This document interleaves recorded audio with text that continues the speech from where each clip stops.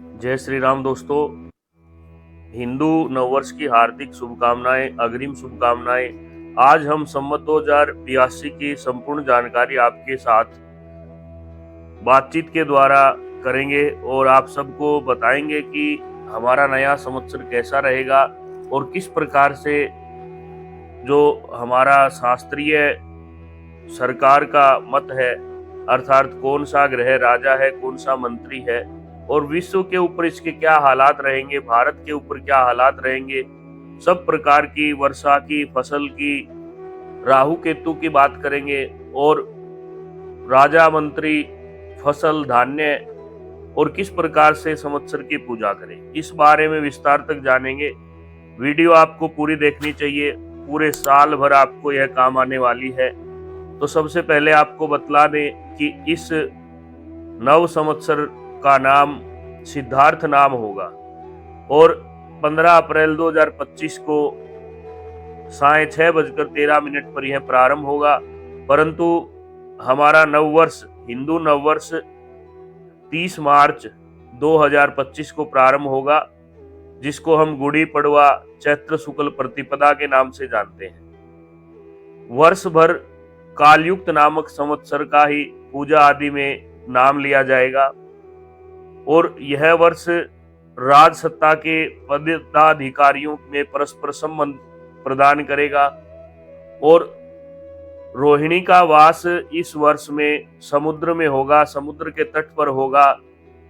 वर्षा विश्वा की अगर हम बात करें तो 11 विश्वा वर्षा होगी।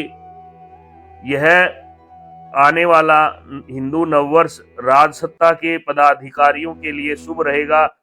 जग लगन के अनुसार लगन में नीचस्थ बुध के साथ राहु का योग होने से प्राकृतिक आपदाएं होंगी और जापान, चीन, फिलीपींस, रूस, पूर्वी भारत और अन्य ऑस्ट्रेलिया आदि में तूफान, भूकंप, पर्वत श्रृंखलाओं में हलचल हो सकती है।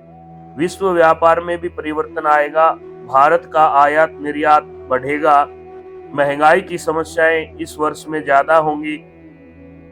धनेश मंगल की नीच राशि में होने से, राहु की दृष्टि होने से कुछ राष्ट्रों में आंतरिक स्थिति खराब होगी, जिसके फलस्वरूप जन धन की हानि हो सकती है। भारत को अपने पड़ोसी देशों से सावधान रहना होगा। वर्ष लगन के विचार से लग्नेश अष्टम में राहु के साथ है। विश्व में श्रमिक तथा कृषक वर्ग का आंदोलन बढ़ सकता है और विश्व में नरसंहार भी हो सकता है। इस वर्ष में सबसे अधिक उग्रवाद, आतंकवाद की ताकतें पूरे भूभाग पर फैल सकती हैं। वाहन, यान दुर्घटना भी बढ़ सकती हैं और आर्द्रा प्रवेश के अनुसार इस वर्ष का लगन है वह तुला है। सूर्य के पीछे शुक्र है। ग्रह स्थिति के अनुसार अधिकांश क्षेत्रों में गर्मी का प्रकोप बढ़ेगा। गर्मी अधिक होगी, गर्म हवाएं चलेंगी, मानसून प्रभावित होगा।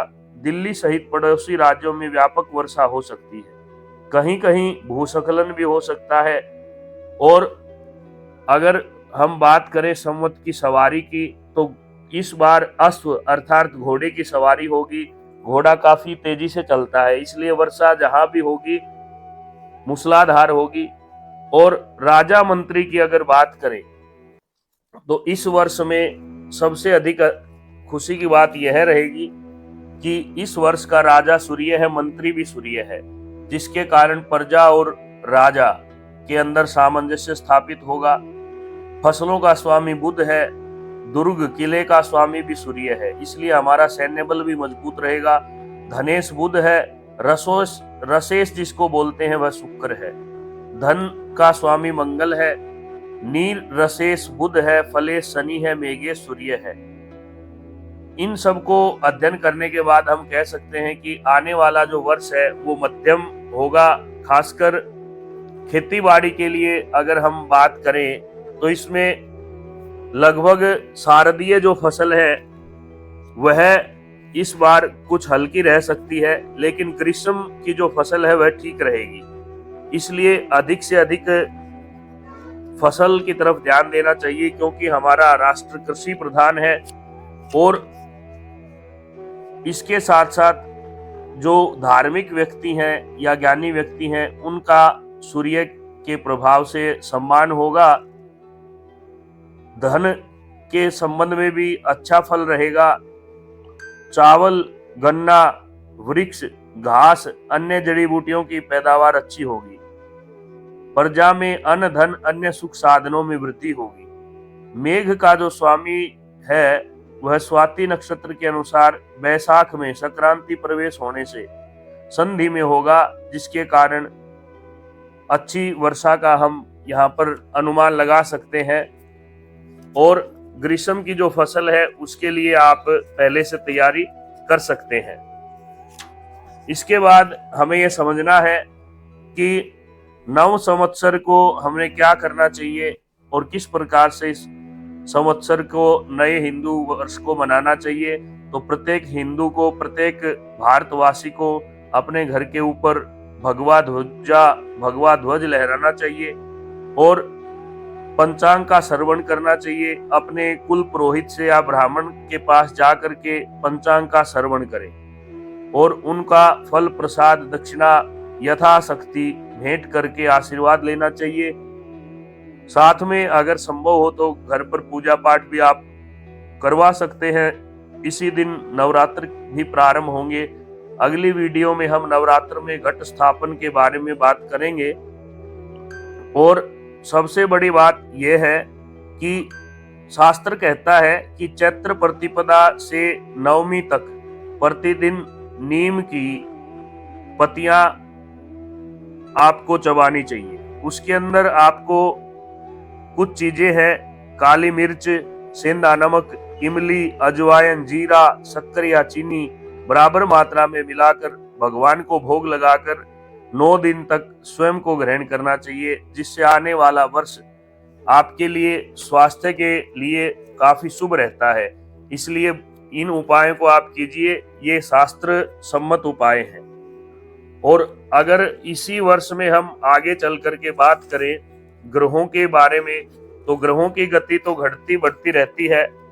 जैसा आपको ज्ञात है, शनि इस वर्ष लगभग कुंभ राशि में है और इसके बाद कुंभ, मीन और मेष 3 राशियों को शनि यहाँ पे प्रभावित करेगा।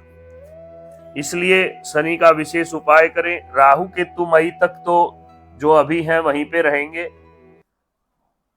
उसके बाद में ये राशि परिवर्तन करेंगे। सिंह राशि और कुंभ राशि पर शनि, राहु और केतु का प्रकोप रहेगा। अतः समय समय पे उपाय करते रहे। उन सब की वीडियो भी हम आपको बीच बीच में डालते रहते हैं। बात करते हैं, कृषि प्रधान राष्ट्र है, बारिश और संवत्सर की सवारी के जो फल है, इस वर्ष वर्षा अच्छी होगी, मध्यम वर्षा हम कह सकते हैं। दक्षिणी भारत में इस बार अच्छी बारिश होने के आसार हैं। पूर्वोत्तर में बाढ़ के हालात भी बन सकते हैं। और सबसे अच्छी बात यह है कि सूर्य के राजा और मंत्री होने से आपसी जो तालमेल है प्रजा और राजा का अच्छा रहेगा। आपको इसी प्रकार से हम हिंदू धर्म की सभी बातों का उपाय निरीक्षण करके बतलाते रहेंगे। आप हमारे साथ जुड़े रहें। चैनल को लाइक करें, शेयर करें, सब्सक्राइब करें। धन्यवाद।